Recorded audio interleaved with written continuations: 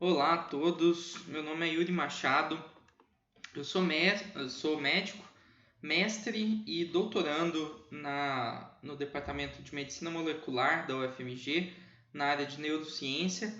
Eu faço pesquisa com a parte de aprendizado, atenção, e o cérebro sempre foi uma coisa que eu amei muito entender um pouco mais como funciona, né? Eu fico extremamente lisonjeado pelo convite do pessoal. O primeiro congresso SOS Medicina, né? Tem uma proposta super interessante. Eu tenho a honra de dividir aí espaço com pessoas que eu admiro muito e que sigo aí o trabalho já há algum tempo. E assim, fico feliz de terem lembrado de mim e me colocado como uma pessoa que está apta a trazer algo de relevante para vocês também. Bom, é, então, por que eu estou aqui falando de métodos de estudos e como render mais, né? Na medicina, isso é algo extremamente necessário para a sobrevivência, né? A gente tem um tempo limitado e tem uma grande quantidade de, de matéria para a gente aprender em pouco tempo. Isso eu acredito que é um senso comum entre todo estudante de medicina. Qualquer pessoa que entrou para dentro da medicina precisou estudar bastante. Então, eu não fui diferente disso, né? Eu sou médico, como eu disse para vocês, e a minha história desde de pequenininho aí, eu eu era um bom aluno, né? Desde criança não era aqueles gêniozinhos não, mas era um menino que saía bem nas aulas, não tinha dificuldade de acompanhar o ritmo, tirava sempre 9, 10, tava bem, era um bom aluno, né? E no terceiro ano, no terceiro ano de cursinho, né? Eu fiz 3 anos de cursinho, consegui a famosa é, aprovação do vestibular, né? Eu sempre quis faculdades federais, não prestei para nenhuma particular, mas tentei muito, tá? Foram 3 suados anos de cursinho, fiz 50 vestibulares na minha vida. No final das contas, eu passei em 13 faculdades, mas foram muitas tentativas, né? Então, na minha época ainda não tinha tanto o SISU, né? Não estava tão grande assim. O SISU iniciou no meu primeiro ano de cursinho. Então eu sou do vestibular raiz ainda, sabe? A gente tinha que estudar uma prova específica daquele vestibular. Então eu prestei vestibulares do sul ao norte do Brasil. Eu sou de Goiânia, né? Então lá em Goiás a gente tem poucas faculdades federais, só tem uma faculdade federal, pelo menos na minha época, acho que não tinha outro campus da UFG, e a gente tinha que prestar em vários outros locais. E eu prestei desde o Rio Grande do Sul até o Tocantins, foi o mais alto que eu fui, foi o Tocantins. E passei no meu terceiro ano de cursinho na famosa UFMG. E fiquei muito feliz, eu amo a UFMG, admiro demais, fico muito feliz em ter me formado lá. E aí, como todo calouro, né, chega super esperançoso que vai ter uma vida melhor dali pra frente, né? Eu, no cursinho, gente do céu, eu falo isso até com vergonha. Eu fazia algumas coisas, assim, algumas doideiras, tipo, no Olimpo, que era o cursinho que eu fazia lá em Goiânia, eles davam um materialzinho lá complementar de exercícios, sabe? Eram alguns milhares de exercícios para a gente fazer durante o bimestre, né? A gente recebia 4 por semestre, e a gente ficava eu ficava doidinho para terminar de fazer aqueles exercícios, sabe? Meu objetivo era acabar de fazer os exercícios complementares. E eu tinha mania, sou extremamente competitivo, eu tinha mania de apostar com os meus amigos, quem terminava primeiro, quem fazia tantos exercícios. E eu costumava fazer uns viradões, assim, sabe? Eu já cheguei a ficar 72 horas estudando direto, assim, fazendo centenas de exercícios, eu achava super bonito isso. E eu esperava que a vida fosse diferente na medicina, né? Eu nunca tive medo de estudar, mas achava que ia poder estudar filosofia, estudar outras coisas além da medicina, né? Que eu tinha propósito de fazer cálculo 1, 2 e 3 na faculdade. Que eu falei que ia aprender integrar, derivada, fazer aqueles negócios tudo assim. Queria estudar política, economia, sociologia, aqueles negócios. E entrei com toda assim, não, tô entrando na faculdade grande, vai dar para eu fazer isso tudo, né? Mas, lê do engano, né? Eu, no meu segundo período da faculdade, me deparei aí com a neuroanatomia. Na verdade, não foi só com a neuroanatomia, né? No segundo período eu tinha histologia especial, anato B e neuroanato.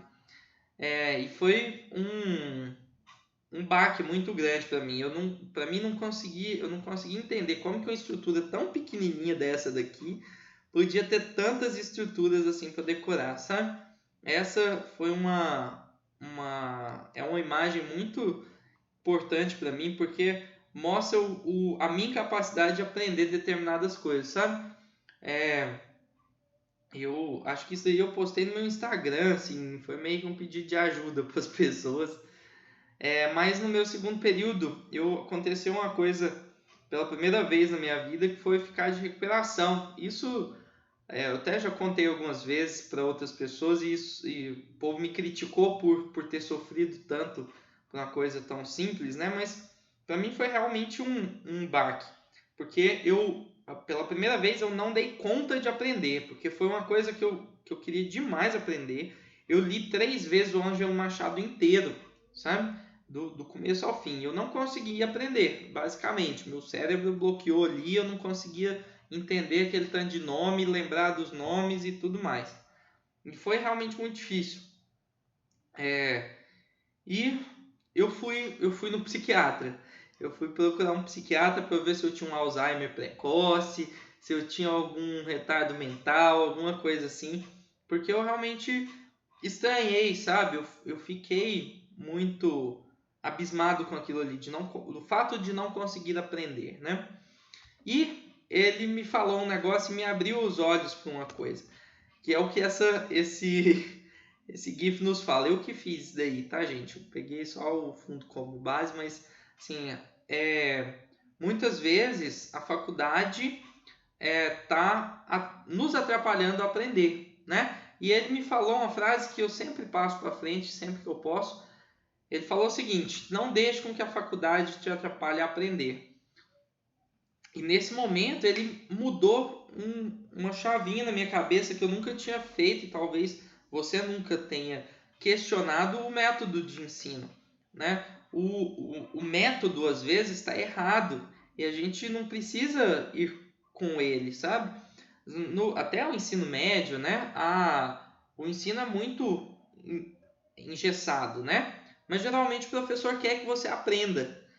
Na faculdade, o cara não tá nem aí para você, né? Então, sim, você aprende ou você aprende, senão você vai ficar ali para sempre até você conseguir aprender o mínimo que o professor acha que você precisa saber, né?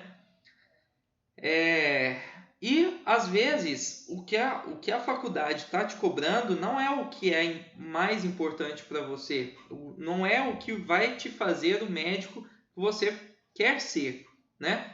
E ter essa maturidade muitas vezes é difícil questionar assim, ó, meu professor não sabe tanto assim o que é melhor para mim, né? Então, isso temos que tomar muito cuidado com isso, tá? Não quero gerar uma rebelião aí, mas questionar às vezes o método, tá? Acho que questionar tudo é sempre muito importante.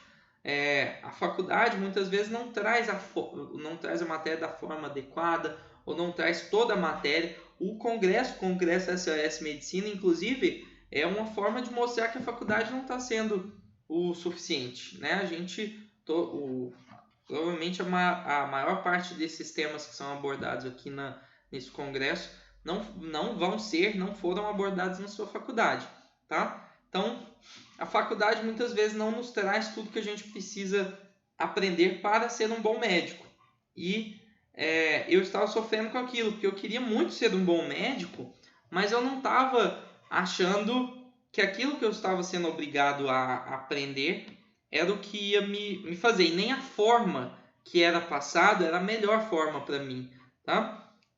Eu queria muito aprender neuroanatomia, achava que era algo importante, mas eu tinha aulas de 4 horas com um auditório cheio, eram 180 pessoas, 160, 180 pessoas dentro do auditório, em que a professora ficava falando estruturas, basicamente. Falava, esse aqui é o putamen, esse aqui é o núcleo caudado, olha aqui, ó, esse aqui é o córtex pré-frontal, aqui é o córtex motor primário.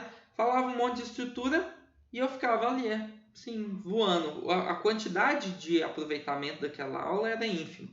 E aquele sentimento, aquela angústia de tempo perdido, né, é o que mais consome, o que mais prejudica a saúde mental do estudante de medicina. É a perda de tempo, que já é o maior ativo do estudante, né? É o tempo.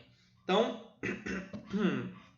eu resolvi empreender na minha graduação. Eu decidi ser o protagonista da minha própria graduação. A ligar o foda-se às vezes, desculpe a expressão, mas a expressão é essa mesmo. Às vezes, não me importar com o que o professor estava me cobrando. Às vezes tem uma nota ruim, eu não fiquei de recuperação de novo, mas assim, às vezes não importar em até mesmo pegar a recuperação, por que não, né? Mas às vezes ficar com nota baixa, não tirar conceito A, que é uma coisa assim, aqui em Minas principalmente, o povo tem um amor por esse conceito A, né? Que dá ponto na residência, mas às vezes tirar nota não é mais importante e vale a pena você pegar para aprender de fato aquele conteúdo, né? Então eu desvinculei a parte de notas, de me dar bem naquela matéria ou sair bem segundo os critérios do professor e aprender de fato a matéria. Então, e às vezes o meu processo de aprendizado é muito mais lento ou até mais rápido do que seria cobrado pelo professor. Não tem um semestre só para aprender aquilo ali, né? Isso é algo difícil, parece simples, mas é algo que poucas pessoas vivem, tá? Então, queria muito que você fizesse essa análise interna. Você consegue se desvincular muito bem assim dessa nota, conceitos e o aprendizado de fato? Será que você está aprendendo de fato o que a vida vai te cobrar, né? O mundo é diferente da faculdade, o mundo é diferente da prova. E aí, eu comecei a estudar sobre aprendizado, como que eu deveria estudar, né? Eu até questionei assim, será que eu quero mesmo medicina? Meus pais quase morreram do coração, né?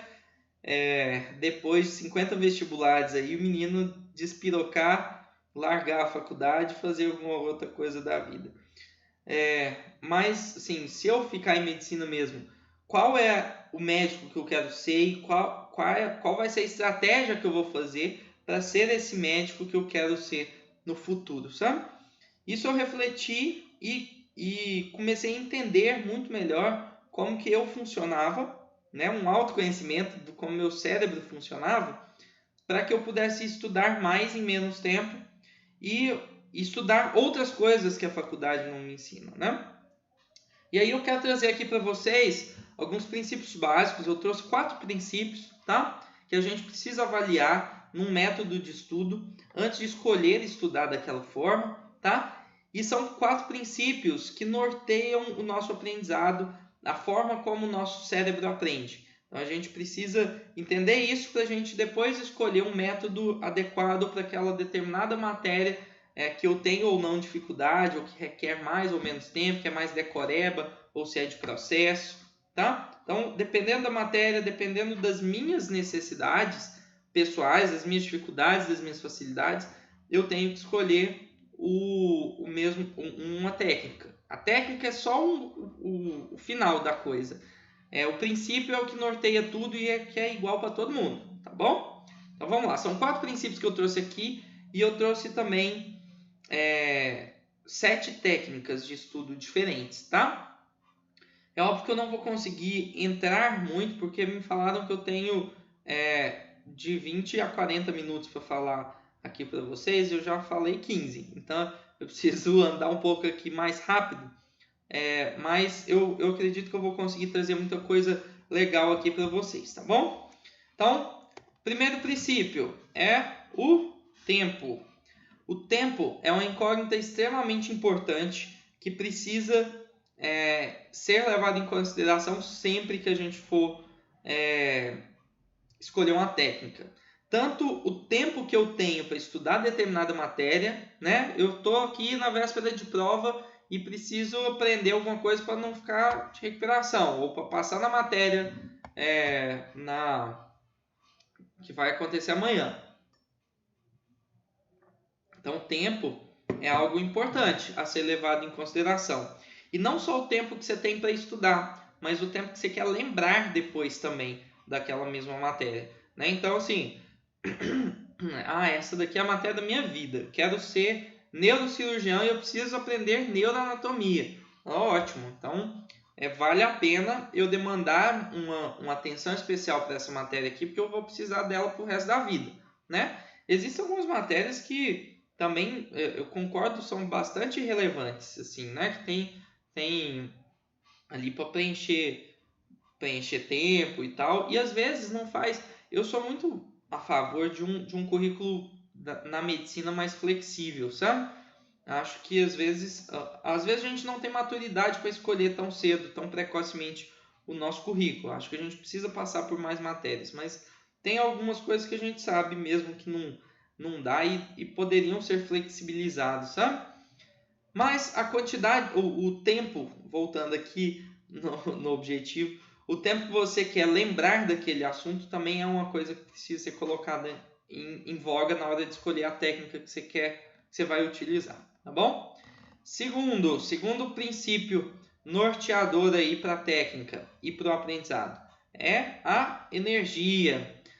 A quantidade de energia que a gente vai gastar para aprender determinado assunto.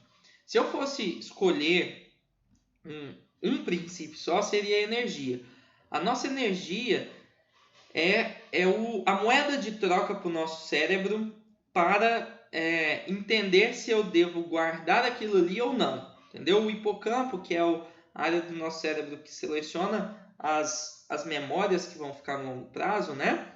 Ele usa esse critério aí para selecionar o que fica e o que não fica, tá? Então, assim, e o que é o que manda na quantidade de energia que a gente está gastando é a nossa atenção. A atenção é basicamente a quantidade, se eu fosse definir, se fazer uma própria definição de atenção, seria a quantidade de energia que a gente despende para aprender determinada coisa. A gente tem uma quantidade X de energia que a gente gasta no total, habitualmente.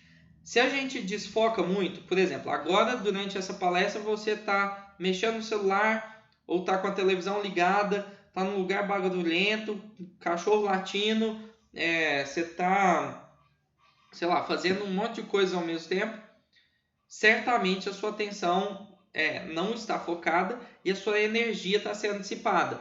Provavelmente você não vai lembrar de nenhuma das coisas que você está fazendo por muito mais tempo, tá? Quando a gente desfoca, quando a gente não presta atenção em uma coisa, a nossa energia é dissipada e aí a gente tem mais dificuldade de retenção do conteúdo a longo prazo. Isso é muito comum hoje em dia, porque a gente tem uma facilidade muito grande em obtenção de coisas, né? Todo momento tem alguma coisa chamando atenção, o celular certamente está aí próximo a você, você está no computador, pode ter um monte de abas abertas aí, tem chamadas sonoras, tem coisa acontecendo o tempo todo e que nos tira atenção. Hoje o EAD, a grande dificuldade do pessoal é de fazer com que as pessoas prestem atenção, né? Então a gente está lutando para ganhar a sua atenção o tempo todo, né? Então, isso é muito importante. A gente precisa prestar atenção, porque a atenção é a porta da energia que o nosso cérebro vai gastar por alguma coisa. E se você não presta atenção, sua energia é dissipada e você não assimila aquele conteúdo no longo prazo. Mas tem outras formas de se gastar mais energia também, que são os próximos 2 conceitos aqui. O terceiro conceito, que é uma forma de mostrar para o nosso cérebro que aquilo ali é importante, é a revisão.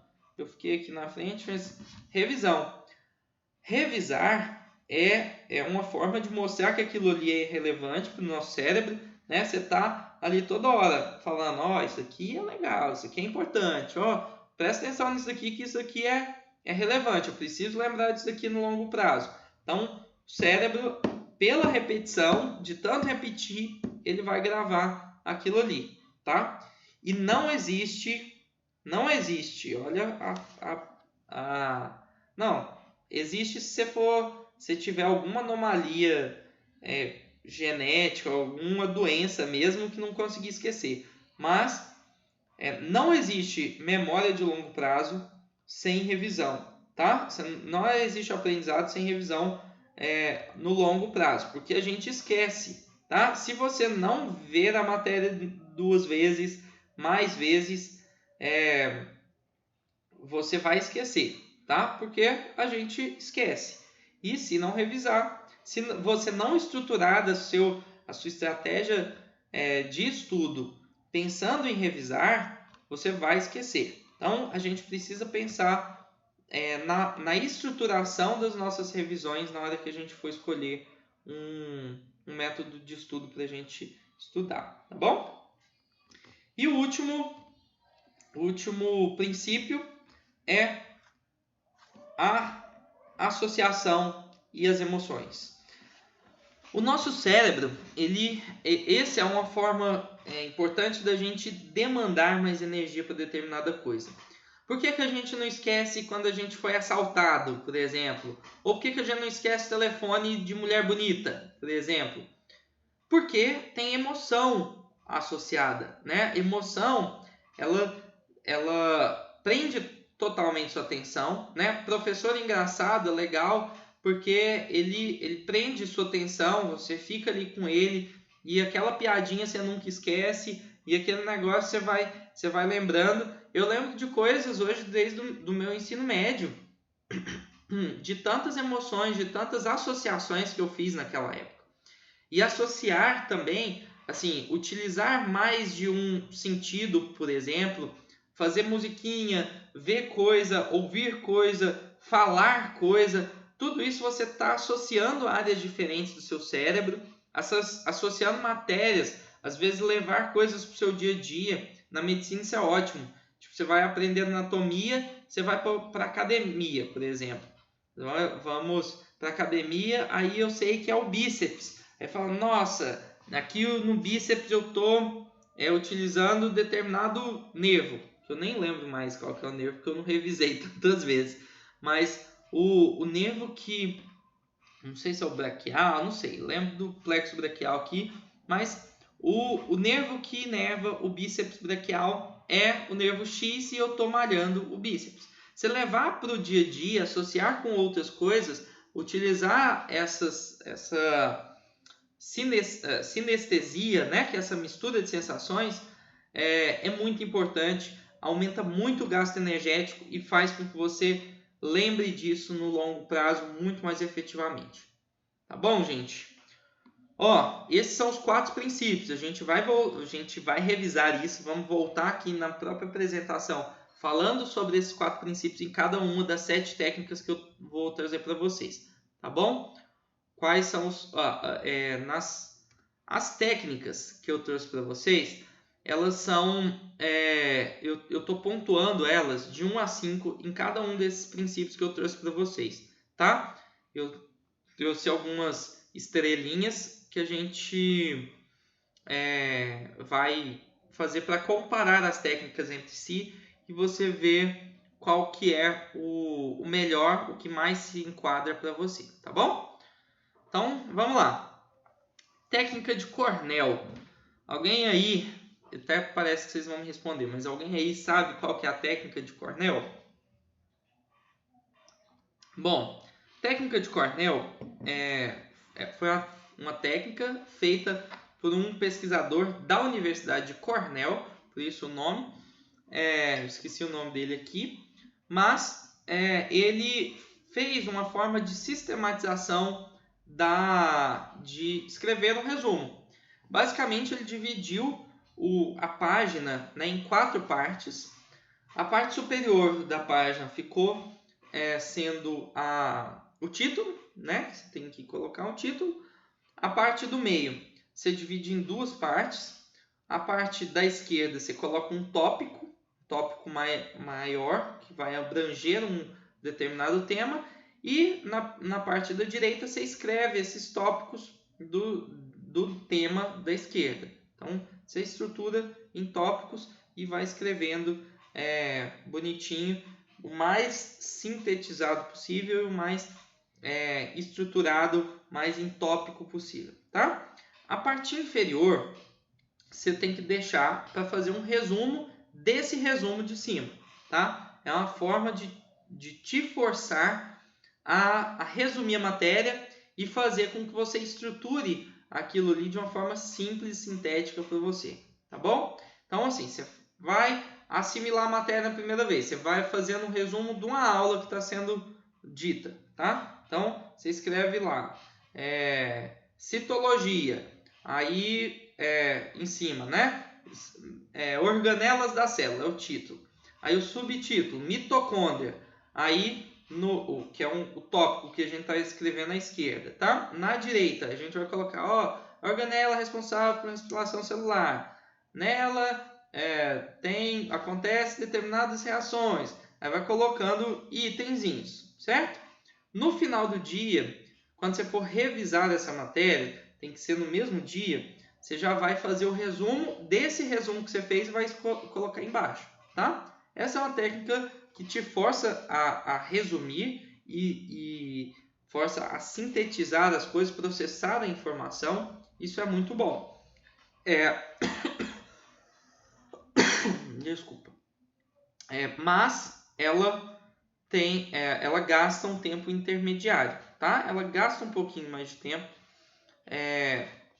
mas ela gasta um pouco mais de energia também, tá? É uma energia intermediária. Você não consegue fazer tantas associações, não consegue ter tanta emoção. Então, mas ela é muito boa para organizar essa questão de estruturação dos resumos, tá? Depois, para revisar, você tem um material riquíssimo e isso é muito bom para você ver depois e revisar no longo prazo, tá bom?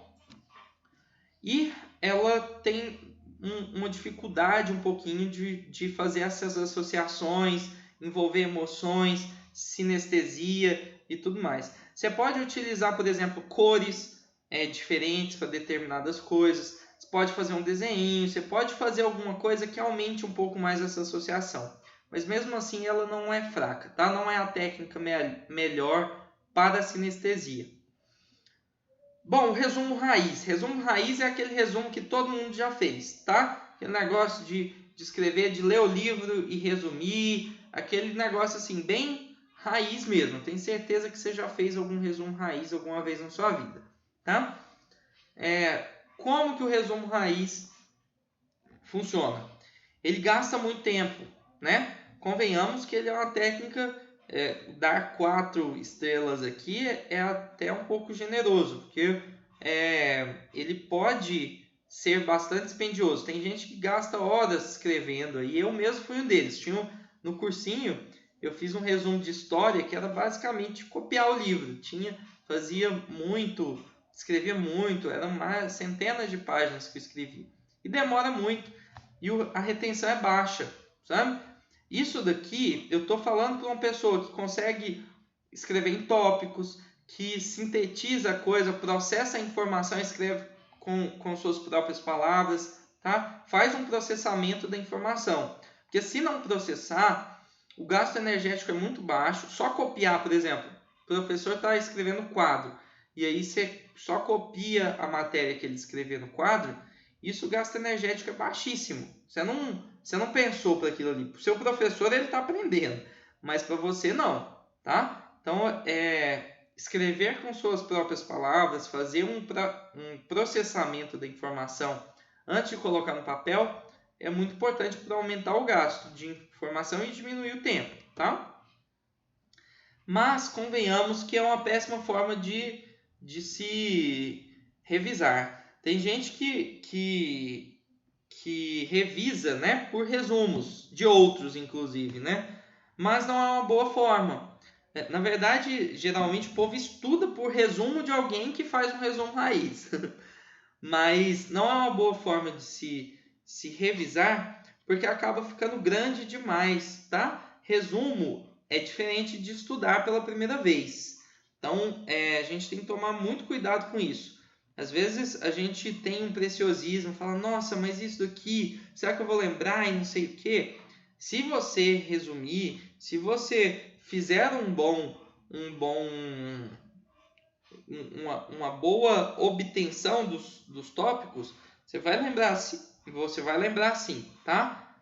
A gente precisa escolher uma técnica adequada para o que você está querendo lembrar, mas o resumo raiz não é uma boa forma porque gasta muito tempo para você revisar depois, tá? Ler tudo e lembrar de tudo ali é ruim. E também tem um baixo envolvimento em emoções e em conexões com outras coisas, tá? Então, não é uma boa técnica, sim. Definitivamente tem coisas melhores para a gente utilizar. E grifar e leitura passiva, né? Quem também nunca grifou um texto e leu um texto, só leu, assim, né? Às vezes lê até na cama, dorme um pouquinho, volta, acorda, volta a ler. Essa também é uma técnica que gasta bastante tempo, né? Ela é uma técnica que, sim, o grifar é uma tentativa da gente mostrar para o nosso cérebro o que é importante ou não. Mostrar ali, tá bonitinho que ali tá amarelo, mas é mais importante. Mas, em geral, gasta muito pouca energia, tá? A gente pode ficar ali um pouquinho mais atento para tentar entender e falar assim, isso aqui é importante, isso aqui não é importante. Mas, em geral, a gente não consegue fazer isso por muito tempo. E mesmo fazendo, não é um gasto energético suficiente para mudar muito o desfecho disso no longo prazo, tá? Porque ele não estrutura bem também para fazer resumo. Eu duvido, se você já grifou e foi revisar só pelos grifados, você tem, por favor, entre em contato comigo, me fala qual foi sua técnica, o que você faz de diferente aí, porque fica muito ruim de revisar, sabe? Tipo, o texto, quando a gente escreve um livro, por exemplo, você vai pensando no texto como um todo. Existem partes menos relevantes e mais relevantes para sua prova, por exemplo, mas o cara que escreveu o livro não estava pensando na sua prova, ele estava pensando num todo. Então, o ato de grifar ali palavras-chave, fazer alguma coisa assim, não estrutura bem para um resumo depois. Então, fica muito difícil de estudar e revisar isso depois. E a gente tem um baixo envolvimento emocional e de sensações em cima disso. Eu coloquei 2 estrelas porque existem algumas pessoas que utilizam um tipo de cores diferentes de marca-texto, por exemplo, para fazer analogia a determinados tópicos. Sei lá, eu tenho uma amiga que é do direito e ela usa marca-texto para grifar no Vademecum, né, que é aquele livro lá do direito, áreas de determinar, leis, né, e partes que são de determinada área do direito. Então, são coisas muito específicas que vão remeter a uma legenda que ela criou para ela, entendeu? E aí pode ter alguma associação. Mas, em geral, é muito pouco associativo e não é uma boa técnica se você quiser lembrar disso no longo prazo, tá bom? Mais mapas mentais. Ó, ficou uma estrelinha aqui para trás. Mas mapas mentais é uma das técnicas que eu mais gosto. O mapa mental ele tem um ótimo custo-benefício, sabe? É uma técnica que dá para a gente aproveitar muito dela. Por quê? Porque ela gasta pouco tempo. É uma técnica fácil, intuitiva de ser feita, sabe? Dá para você fazer durante a aula, dá para você fazer quando você tá lendo o texto, quando você está, sei lá, adquirindo o conteúdo com a primeira vez, tá? E ela consegue gastar mais energia, porque você precisa processar a informação mais, tá? Então, é uma técnica muito interessante. Eu gosto bastante. Ela estrutura muito bem o aprendizado para revisão depois, né? A gente consegue revisar muito facilmente o conteúdo e é algo visual. Você não precisa ler muito, você não precisa fazer muitas coisas diferentes. O mapa mental foi feito para ser revisado. Então, é algo muito interessante e importante, tá? E, além disso, ele consegue fazer muitas associações, tá? Os mapas mentais eles foram feitos para associar.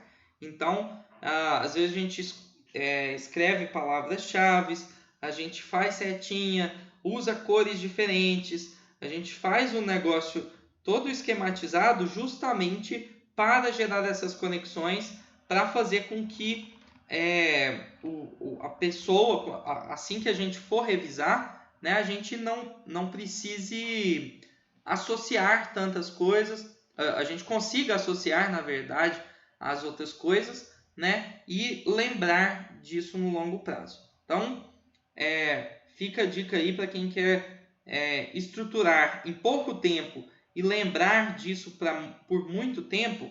Mapa mental é uma ótima pedida, tá? Para custo-benefício de estudo. Flashcards. Quem aí já estudou por flashcards? Os flashcards, eles são uma técnica de estudo que a gente gasta muito tempo.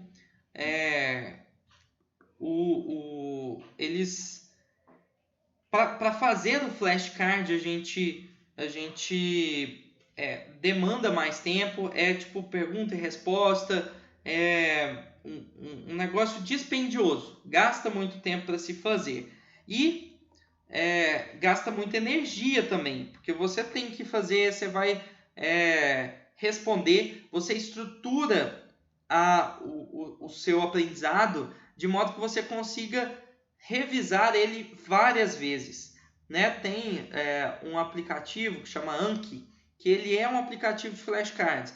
Ele usa aquelas curvas de memorização de Ebbinghaus, que é uma forma da gente lembrar, da gente revisar, dependendo da facilidade que a gente tem de lembrar.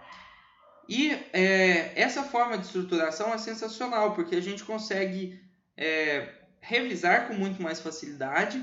A gente, à medida que for ficando mais fácil, quer dizer que a gente já está gravando na memória de longo prazo e a gente vai intervalando mais as nossas revisões. Então é uma técnica muito efetiva, muito legal da gente estruturar o nosso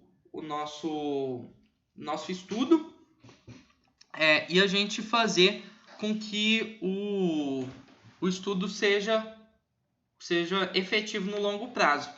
Além disso, a gente consegue fazer várias associações e gastar mais energia, utilizar mais sensações para aprender determinada coisa, tá? Os flashcards a gente consegue usar imagens, fazer sons. No Anki mesmo, a gente consegue, por exemplo, pegar aquelas aquelas imagens de neuroanatomia que eu mostrei para vocês ali. E aí a gente consegue colocar uma tarjazinha em todos os nomes e a gente vai lembrando à medida, vai revisando a tarjazinha que a gente quiser, sabe? Então, tem como a gente estruturar vários cards de maneiras diferentes para a gente lembrar de uma maneira mais efetiva, tá bom?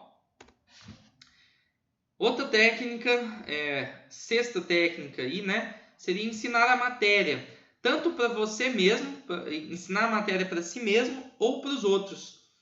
Essa é uma forma que também é bastante intuitiva, eu tenho certeza que a maior parte de vocês já estudou dessa forma, ou com um grupo de amigos, ou até mesmo ensinando para si própria matéria, né?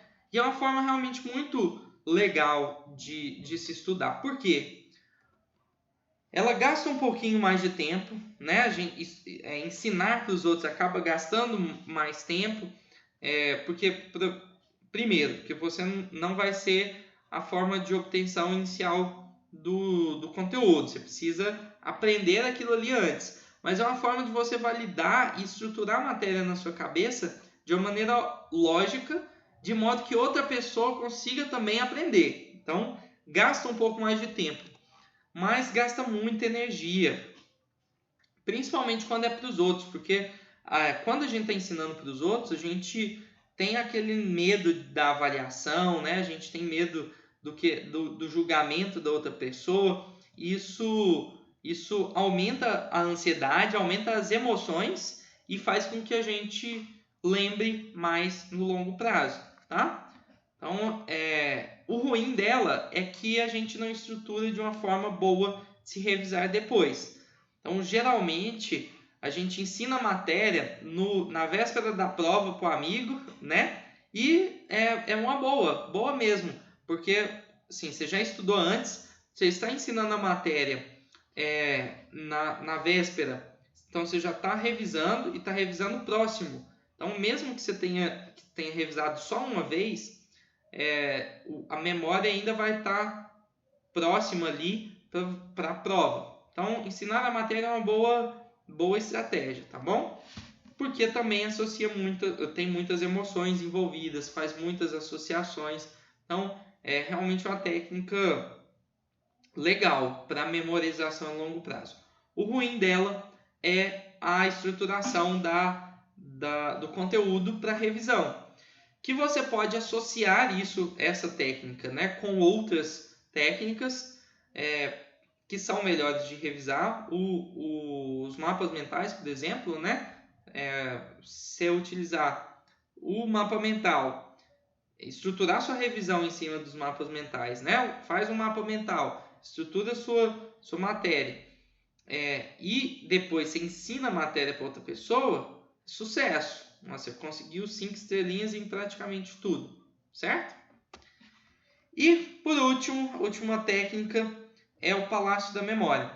O Palácio da Memória é a técnica dos campeões de memorização. Ela é uma forma da gente associar o ambiente real. Então, que eu estou no escritório daqui de casa, uma biblioteca. A gente pensa em cada um das paredes, vê a manchinha da parede aqui, o detalhe do móvel, o detalhe do quarto, da janela e tudo mais. Vai ver cada partezinha e quando a gente for aprender determinada coisa, a gente coloca essa coisa associando um monte de sentidos, de números, de cores, faz o máximo de associação possível para remeter a determinada coisa que você quer lembrar. Ela é uma técnica que não é tão simples, tá, de se aprender, mas quando se aprende e usa bem ela é muito boa e efetiva, tá? Porque ela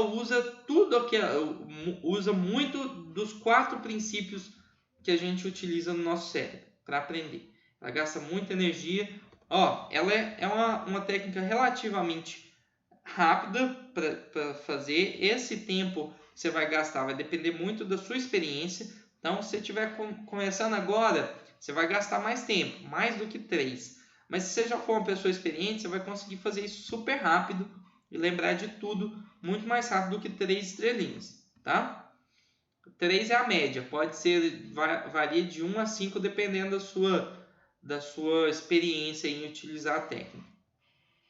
Mas ela gasta energia demais, tá? Então ela é a técnica do gasto de energia e das associações.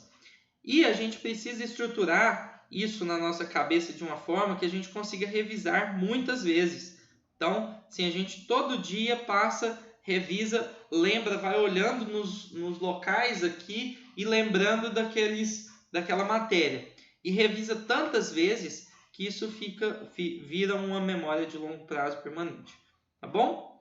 Então, o Palácio da Memória é uma técnica super efetiva que, se você tiver querendo melhorar de fato aí a sua memória, vale bastante a pena você investir em aprender de fato essa técnica, fazer essa técnica bonitinha, porque ela vai te ajudar bastante a decorar, a lembrar de alguns assuntos que são difíceis de memorização, tá bom? Bom, gente, eu falei todas as técnicas, mas falei de uma maneira corrida, eu já passei aqui até 6 minutos do prazo máximo que tinham me dado. E eu gostaria de aproveitar para fazer um jabá de algo que eu acredito muito, e eu acredito que se você está aqui nesse congresso vai fazer sentido para você também. Eu falei lá atrás, né, que eu comecei a estudar sobre coisas que a faculdade não ensinava. Eu estudei tanto que eu decidi criar uma empresa só para isso, né? Assim, de ensinar coisas que a faculdade não ensina, mas que são extremamente relevantes para a gente no mundo lá fora, né? No mundo fora da faculdade. E eu criei a MedBeta, que é hoje eu sou o CEO, sou o dono da MedBeta. A MedBeta ela surgiu justamente com esse intuito de ensinar o que a faculdade não ensina, de tentar mostrar, trazer para o estudante de medicina assuntos importantes que vão ser cobrados dele quando sair de lá, mas que ninguém nunca falou. E nós da medicina provavelmente sempre fomos pessoas boas de estudo. Se você passou na medicina, você estudou pelo menos muito, tá? Mas você pode estar estudando errado por muito tempo sem saber, sem nunca ter contestado isso. E o Sinapse foi um curso que a gente fez. Eu sou o professor desse curso e acho que por isso que eu fui chamado aqui para ministrar essa aula para vocês.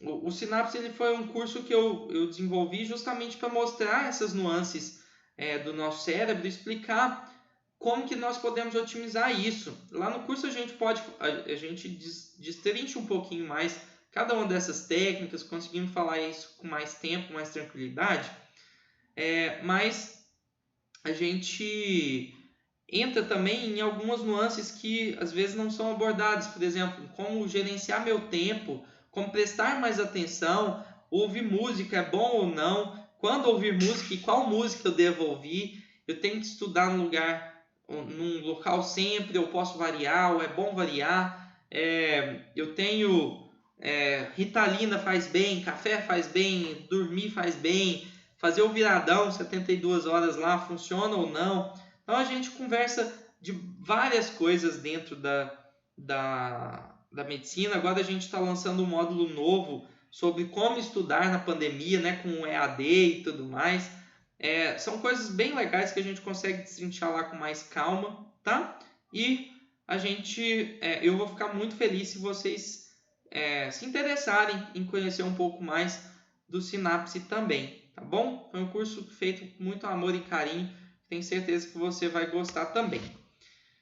E então eu agradeço bastante você que ficou até aqui, até no final.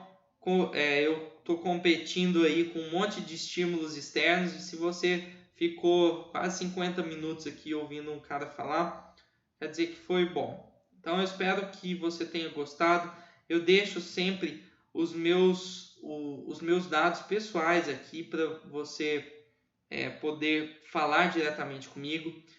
No meu Instagram eu tenho postado muitas coisas sobre a minha pesquisa, por exemplo. Eu mexo com neuromodulação, falo sobre o dia a dia de um cientista, de um médico, do empresário.